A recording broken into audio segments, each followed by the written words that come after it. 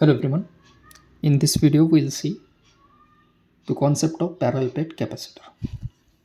अब इसका expression find out करने के लिए हम एज्यूम करेंगे we have two plates parallel plates, they are separated by certain distance. So let's assume that sure it is the first plate और ये वाला हम कंसिडर करेंगे second plate. This is the first plate जो carry कर रहा है कुछ positive charges. Let's suppose it is carrying all positive charges. This is our plate number 2 which carries negative charges, and these two are separated by certain distance d. और इन दोनों के plates के बीच में we are filled with dielectric material जिसको हम consider करेंगे epsilon. अब देखिए अगर ये पॉजिटिव चार्जेस का प्लेट है और ये नेगेटिव चार्जेस का, तो जो इलेक्ट्रिक फ्लक्स लाइन्स है उसका डायरेक्शन कुछ इस तरह से हो जाएगा from plus to minus. As you know that it always flows from positive charges to negative charges. तो ये हम कंसिडर करेंगे E bar electric field intensity. अब अगर इस वाले प्लेट पे हमने इसके सरफेस के ऊपर अगर हमने पॉजिटिव चार्जेस प्लेस किए हैं, so it will gives rise to surface charge density जो प्लस रो एस है. और ये वाला जो प्लेट है इसके सरफेस पे हमने नेगेटिव चार्जेस प्लेस किए, so it will gives rise to surface charge density जो कि माइनस रो एस है. So this is how our parallel plate capacitor look like. अब हमें इसका कैपेसिटेंस फाइंड करना है. So as you know that from the definition of capacitance C is equal to होता है चार्ज पर यूनिट पोटेंशियल, यानी कि C इज इक्वल टू है Q बाई V. तो अगर इस वाले कैपेसिटर्स का कैपेसिटेंस फाइंड करना है तो हमें चार्ज और पोटेंशियल फाइंड करना पड़ेगा. तो सबसे पहले तो बात करेंगे चार्ज की. So let us right it. Total charge Q can be written as rho s into s, where rho s is nothing but our magnitude of surface charge density और s होता है सरफेस एरिया. अब ये कहाँ से आया? तो generally हमने एक फॉर्म देखा था as surface charge density will be defined as charge per unit surface area. तो उसी की बिहाफ पे हम लिख सकते हैं Q is equal to rho S into S. अब बहुत सारे बुक्स में एस की जगह पे ए भी लिया है, एरिया ऑफ सरफेस, तो इसको हम अगेन लिख सकते हैं rho S into A. As per our need we can write. So this is how we have written for charge. अब हमें फाइंड करना है पोटेंशियल बिटवीन प्लेट नंबर 1 और प्लेट नंबर 2. अब अगर हम प्लेट 1 की बात करेंगे so it carries positive charges और प्लेट 2 कैरी कर रहा है negative charges. So there will be electric field intensity across this two term. तो इलेक्ट्रिक फील्ड इंटेंसिटी और पोटेंशियल का एक रिलेशन होता है जो हम लिखेंगे as V is equal to minus upper limit और ये हम लिखेंगे lower limit E bar dot D L bar होता है जिसको हम लाइन इंटीग्रल भी बोल सकते हैं. तो अगर मुझे पोटेंशियल डिफरेंस फाइंड करना है तो हमें फाइंड करना पड़ेगा electric field intensity across first plate and second plate. तो इसके लिए हम लिखेंगे E bar will be vector addition of E1 bar plus E2 bar. इस वाले और इस वाले के अक्रॉस जो इलेक्ट्रिक फील्ड इंटेंसिटी उसको हम फाइंड करेंगे. अब देखिए ये जो प्लेट है वो इन्फिनिटली लैम्प चार्जेस कैरी कर रहा है. तो हमने एक कॉन्सेप्ट देखा था electric field intensity due to infinite line of charges या फिर सरफेस चार्ज डिस्ट्रीब्यूशन और वॉल्यूम चार्ज डिस्ट्रीब्यूशन का. So will use the concept of infinite sheet of charge. So you can write E1 bar due to infinite sheet of charges. That formula was E1 bar is equal to rho s by 2 epsilon into A normal bar जो था normal component to the given surface. अब इस वाले case में अगर हम normal concept की बात करेंगे तो देखिए, ये जो प्लेट नंबर 1 है, let it is placed at z is equal to 0।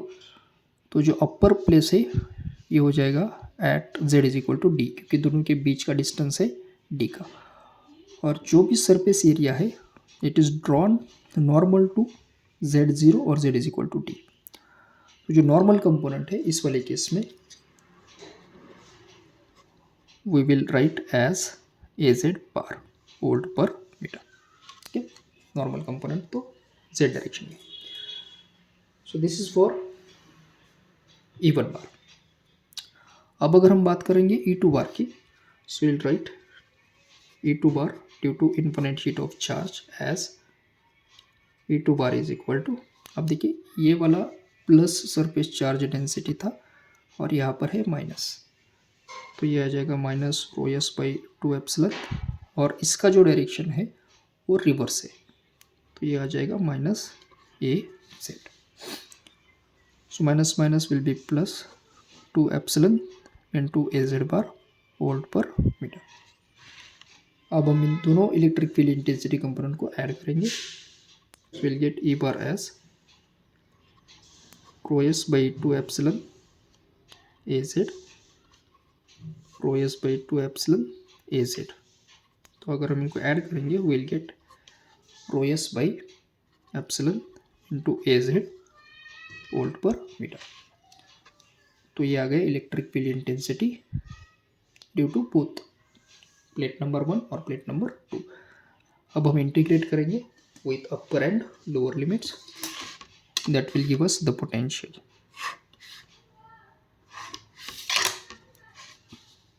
सो इस वाले इक्वेशन में v is equal to minus, देखिए अपर लिमिट अगर हम देखेंगे z का रेफरेंस है तो अपर लिमिट है d और लोअर लिमिट है 0। E bar rho S by epsilon into A Z dot D L bar. अगर इसे इंटीग्रेट करना है तो हमें डिफरेंशियल लेंथ फाइंड करना पड़ेगा। अगर हम इस वाले प्लेट की बात करेंगे तो ये नॉर्मल z डायरेक्शन में है, तो ये जो प्लेन है वो आ जाएगा x और y के बीच में, यानी कि xy प्लेन में है। तो डेफिनेटली यहाँ पर कार्टेशियन कोऑर्डिनेट सिस्टम दिया है, so will write differential length in Cartesian coordinate system, जो हमें पता है dx ax dy ay plus होता है dz az। So will put here v is equal to minus integration d0 rho S by epsilon A Z bar dot ये वाला term D X A X D Y A Y, और ये है D Z dot into A Z. अब देखिए इन दो vectors का हमें डॉट प्रोडक्ट लेना है, तो अगर हम ए जेड को ए एक्स से मल्टीप्लाई करेंगे so it will be A Z dot A X A Z A Y A Z dot A Y, और ये लास्ट वाला term A Z dot A Z आ जाएगा। And as you know that dot product of different vectors 0 होता है, तो इन दोनों का डॉट प्रोडक्ट 0, और अगर सेम वेक्टर है तो उसका डॉट प्रोडक्ट होता है 1, यानी कि ये वाला टर्म और ये वाला term multiplication 0, so we left with this term as will take this constant rho S by epsilon integration d0 d2 0 az dot az will be az into D Z. तो डी जेड का अगर हम integration लेते हैं तो ये आता है z with the limit d and 0।